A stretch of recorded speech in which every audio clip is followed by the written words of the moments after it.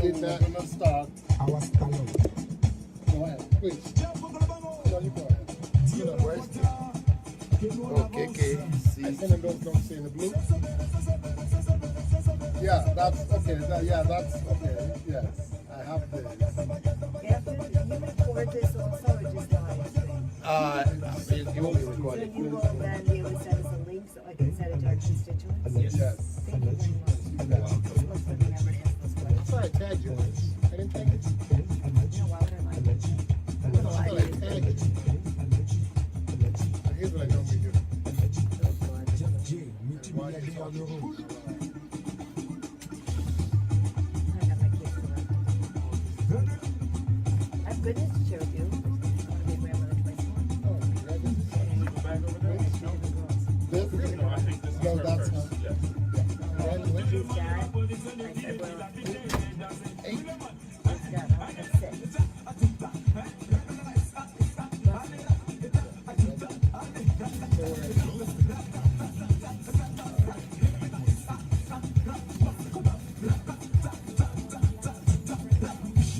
I know it. Dressing them. Why you get anything I like? Long as you are right, then me I like you. Yeah.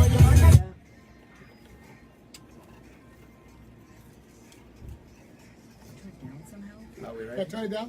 Yeah, it's lonely. Seriously. I'm an old person. I can remember that. You're not getting anything. What? Much better. Oh, Is it good? it's really loud. Yeah, it still needs Yeah, to go it's down. loud. It's loud. It can be turned down. You want it down? Yes, turn it down. You want me to turn it down? Yeah, it's really loud in here. Okay. There are switches on the side. Turn it to the left. Oh. Here, I got it. Okay. You got your own. This Working. is okay. Okay. I'm good. Now I'm good. Thank you. Let me get out of your space. No, I got in Volume. Your space. Hold on. Okay. I got in your space intentionally. Okay. Yes, yes. Oh yeah. There you go. Is it still loud? Yeah, we're good.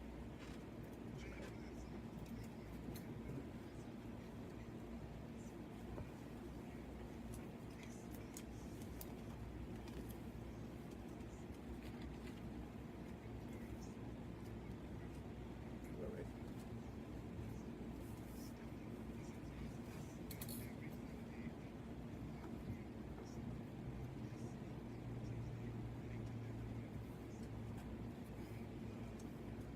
Good evening and welcome to Straight Talk Radio today on Tuesday, the 14th of August. And we welcome all those listening to us on WGHC 98.3 FM, your voice, your music, your station. Today we have a very wonderful program for you. We have one of our superstars, the good Reverend, back with us today. And we have a special guest who I will let him introduce to us. And I am Mazi Okachukwu. And I'm Mazi Ejiko. Hey, God bless you. And it's wonderful to be here. I am Reverend Mitchell L. Johnson. I have a guest here, and apparently they want me to introduce this guest. She needs no introduction. If you are joining us on Facebook Live, you know she regularly appears in A Minute with the Minister all over God's green country, brown and otherwise as well.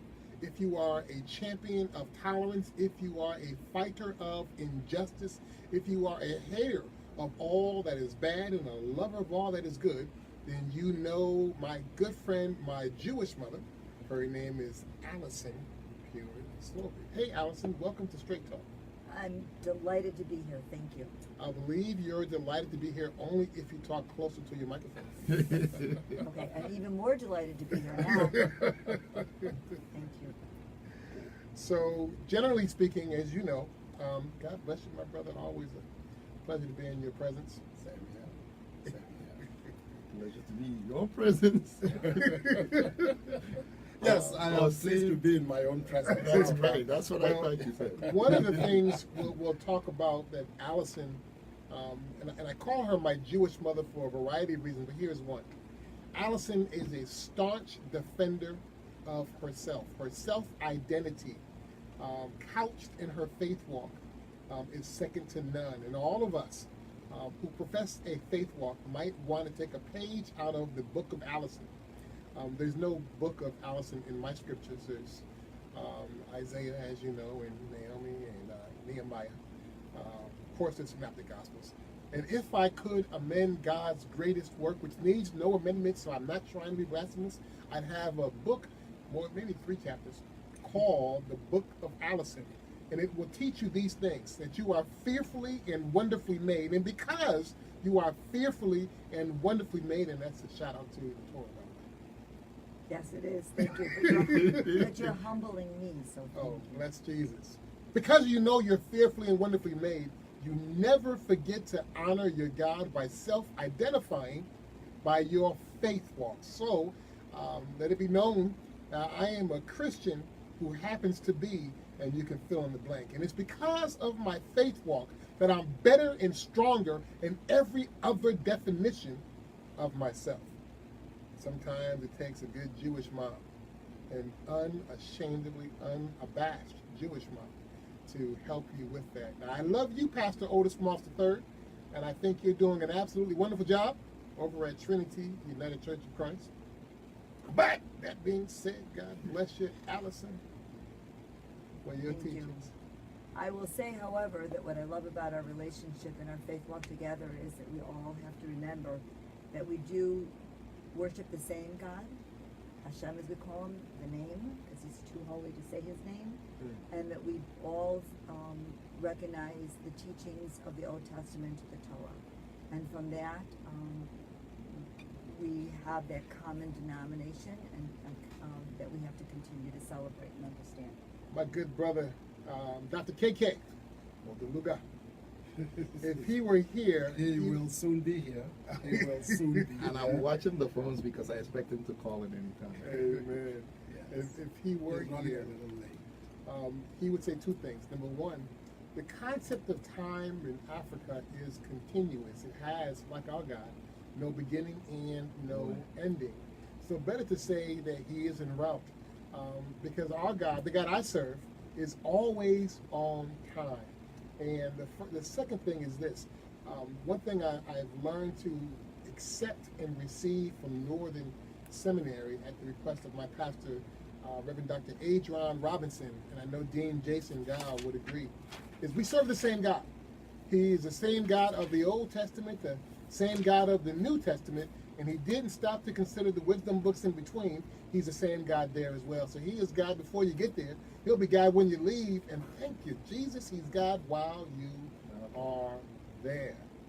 So with that being said, as you know, every second Tuesday, My Community Plan Foundation inhabits the airways, and we talk about all things MCP. Big shout out and hello to Jack Oliver, our newest member from Kansas City, to Matthew Cooper, who, while his office is here, community insurance underwriting. In fact, speaking of Matt Cooper, we got to get Matt to sponsor some of the show. I mean, what's the problem with that? He's always welcome. Welcome is understand. We'll have a very big I will time. take his phone call right now.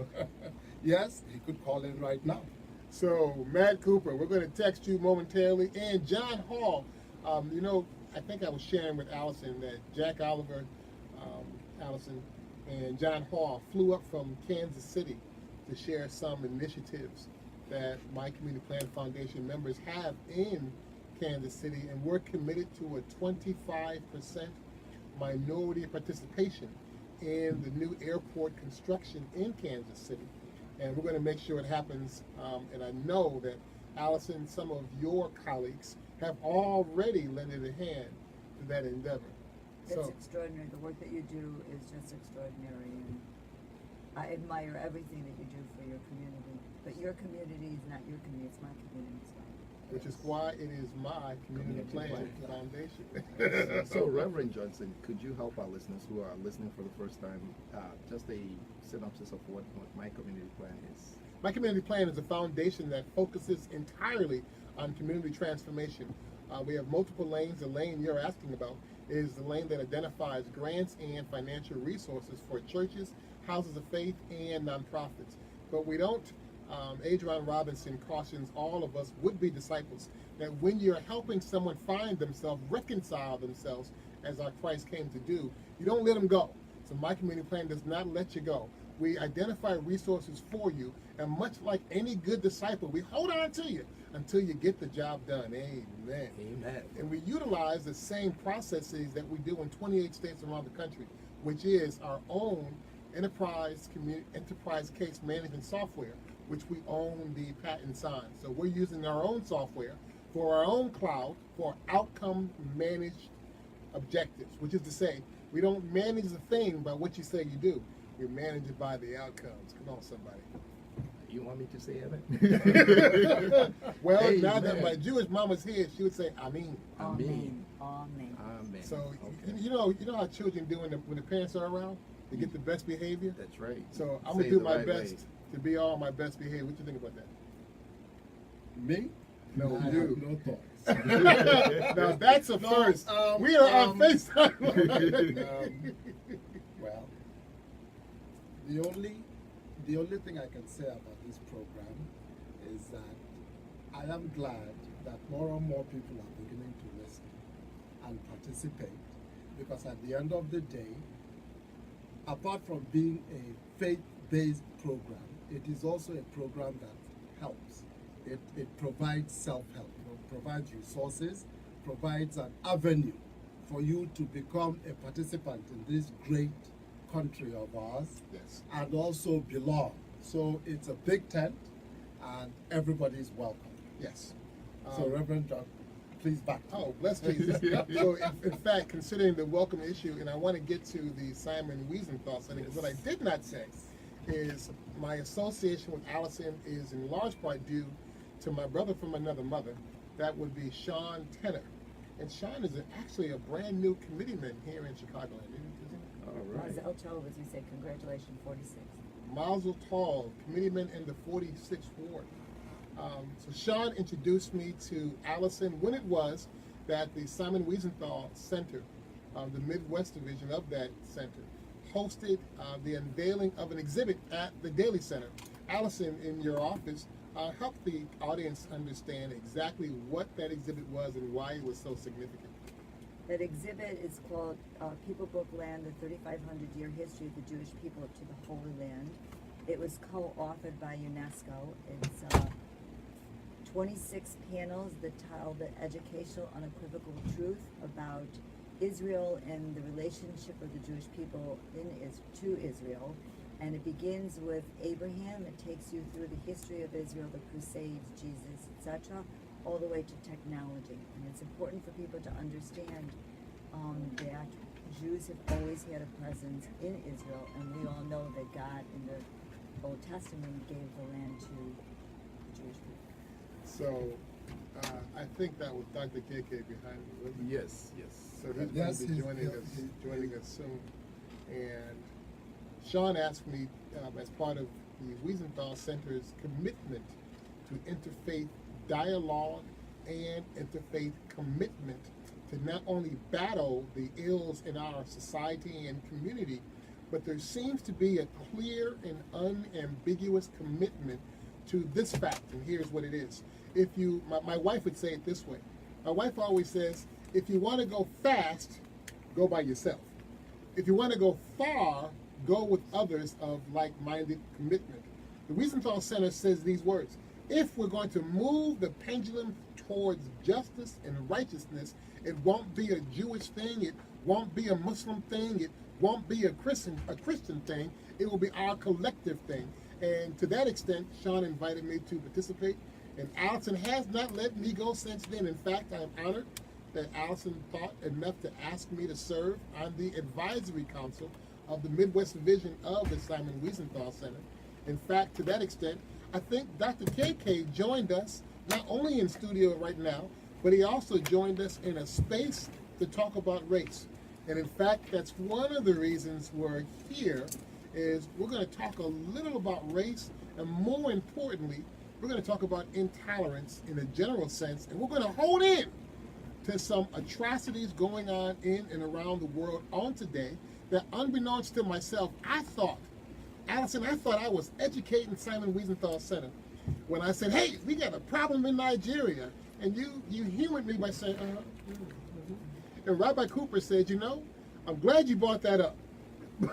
So we're going to get back to that as we welcome my brother, Dr. Apostle Pastor, medical physician. I understand he's a halfway decent husband, but only because his wife told me so. My good friend, Dr. KK. Ndeudo, and welcome to MCP Hour. So, let's get down to business. Let's get down to business. Now that you're here. Now that you're here, we I can do like so. that. I like So, first, for a real quick second, let's talk about a space to talk about race. Let's discuss what it is first, how it got to Chicago, and then Dr. KK's involvement therein. He can speak for himself after you talk to me, Allison, a little about what your focus is in the Wiesenthal Center here in Chicagoland area. You can, if you like, touch around Arizona and other parts of this country and end at the epicenter, which is Jerusalem, but don't stop to go through Los Angeles. So I think the first thing that we should do is to quickly tell those who are listening who is Simon Wiesenthal. Yes. We can't assume that people know, and Absolutely. most people don't know. That's So right. Simon Wiesenthal was a survivor of the Holocaust. At the liberation of the camp that he was in, he was 86 pounds and lost 89 members of his family. And while he was watching the liberation, he realized that those who committed this horrific genocide were walking away as free people. And he chose to record the history and work with the State Department and subsequently spend the rest of his life hunting down Nazis because he doesn't believe and didn't believe that anybody should walk freely after the horrific acts. And because of him, other people have committed genocide, which unfortunately continues to happen since the Holocaust, should be brought to justice. So the Simon Wiesenthal Center was named in his honor.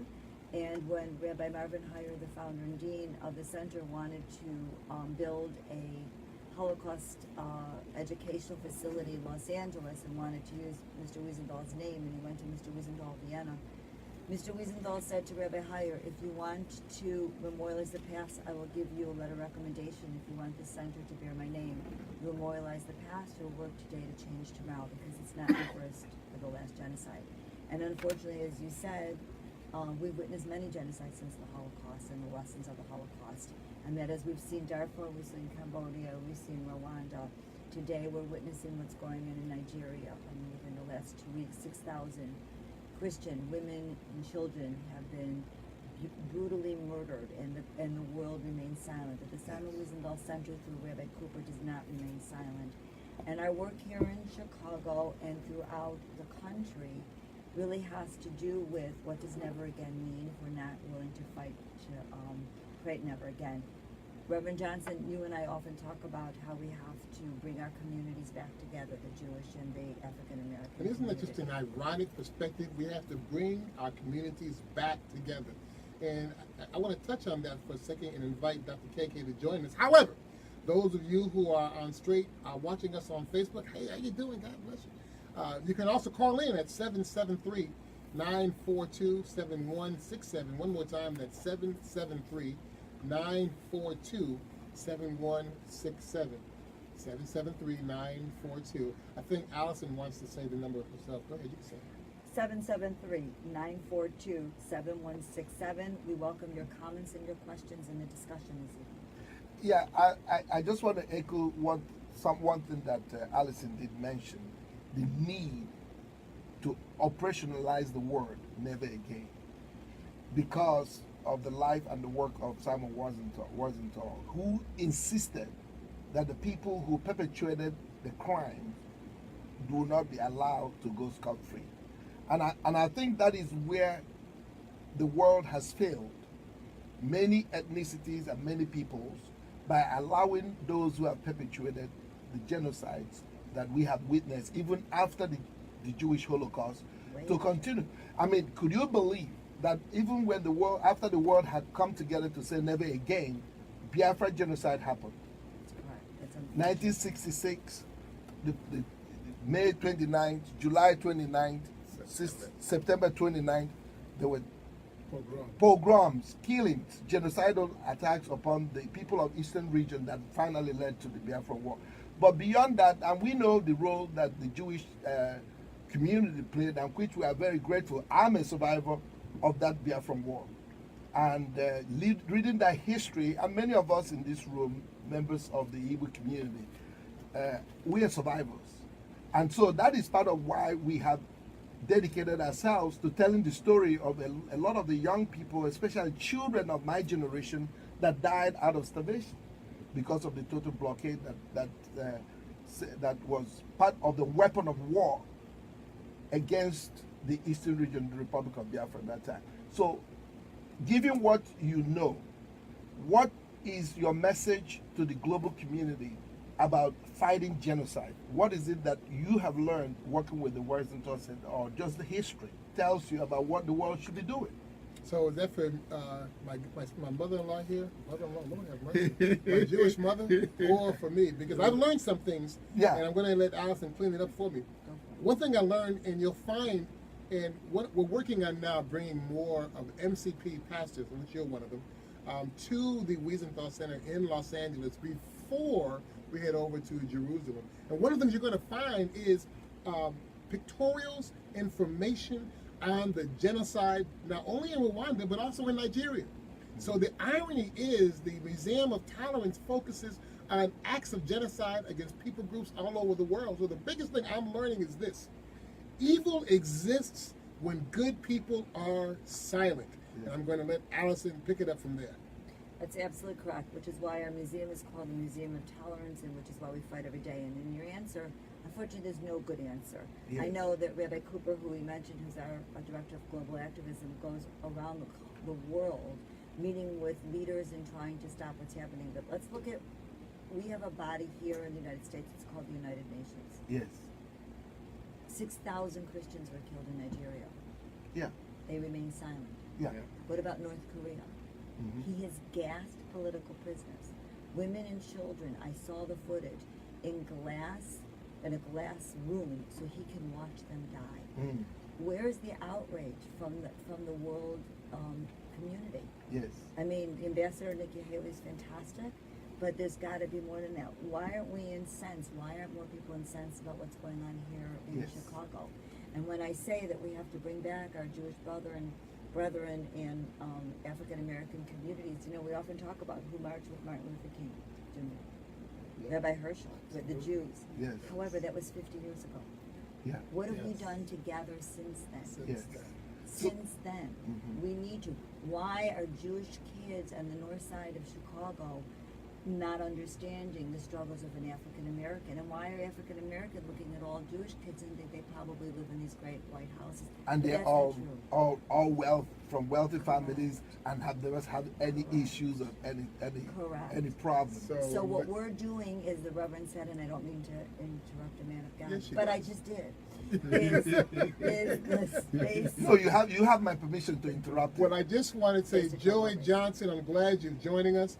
Joey, go ahead and call in at 773-942-7167. Once again, Joey, 773-942-7167. And because they all are quiet, and let me have the microphone, let me just say this. Rabbi Abraham Cooper is the Associate Dean and Director of Global Social Action Agenda for the Simon Wiesenthal Center. And ironically, every time we talk, unbeknownst to me, I find out that what I thought I'm teaching him, he already knows.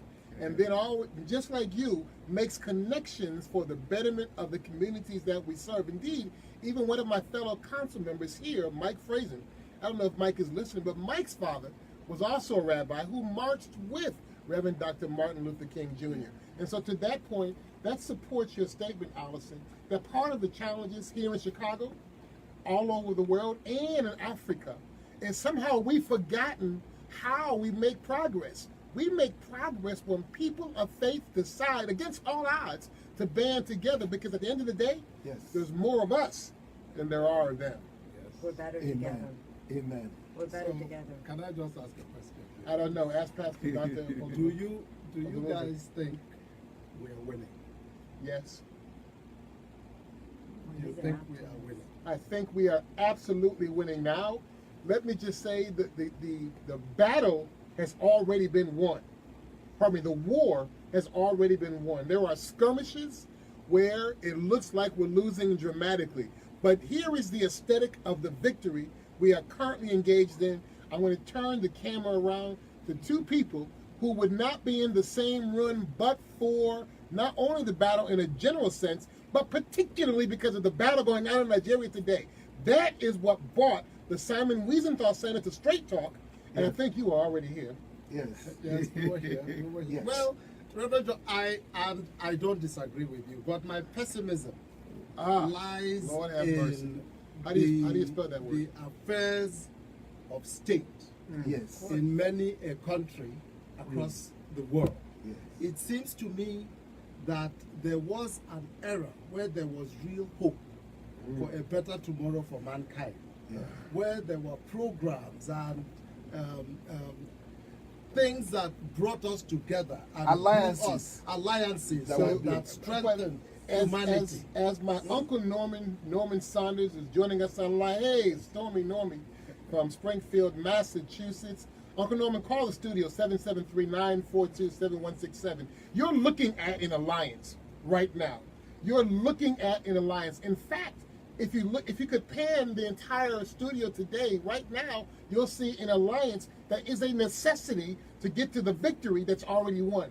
So long as we are not reconciled one to ourselves, so long as we focus on what separates us rather than what unites us, then we lose sight of the victory which we've already won. Our challenge, our cause, our job is to walk forcefully and boldly into the victory we've already won. Now, at every stage in the human existence, without exception, there have been valleys in this journey.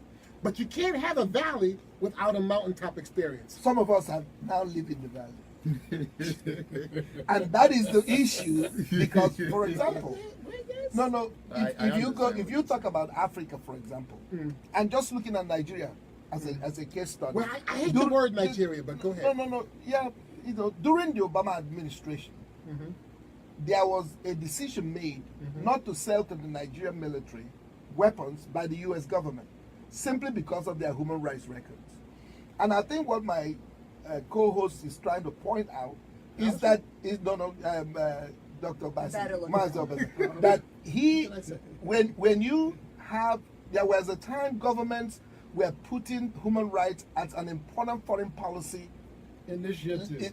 litmus test to decide who to work with and who not to work with. So in this instance, Nigerian government, the military, had exhibited characteristics as perpetrators of genocide and extrajudicial And killings. as a result, the And prior administration would not sell them arms. won't sell them. But now, coming in, this present administration rewards the new president. So let's Mohammed not mince Buhari. words. Let's not mince words. Okay. Sold him some ammunition, and he actually is the one overseeing this new genocidal attacks all across the Middle Belt and the southern parts of Nigeria against Christians by Fulani headsmen, who are the same people actually. So wait a minute now, that because actually during the perpetrated- Obama administration, when Secretary Kerry visited the land you call Nigeria, that I refuse to call the land Nigeria. It's not so much what you call that matters; it's what you answer to. And the people groups who Yes. live in that part of our world,